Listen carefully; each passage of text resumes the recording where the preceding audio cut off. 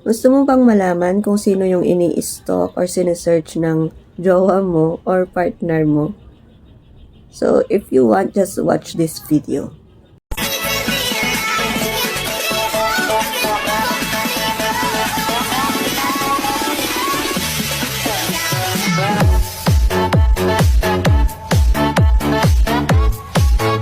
Unang-una, syempre, yung messenger po nila ang open or gagamitin natin. Tapos, punta po tayo dito sa 3 lines dito sa may taas. And then, punta po tayo dun sa settings. Tapos, scroll up lang po natin. Punta po tayo dito sa Meta Account Center. Tapos, dito sa Your Information and Permissions. Then, punta po tayo dito sa Search History. Tapos, dito, pindutin pa natin yung Profile.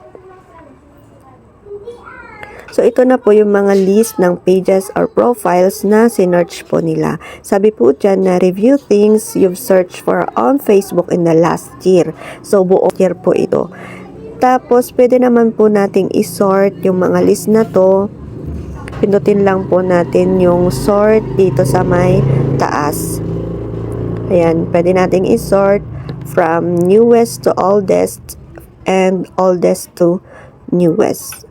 So, ganun lang po kasimple. Thank you for watching and don't forget to like, comment, and share.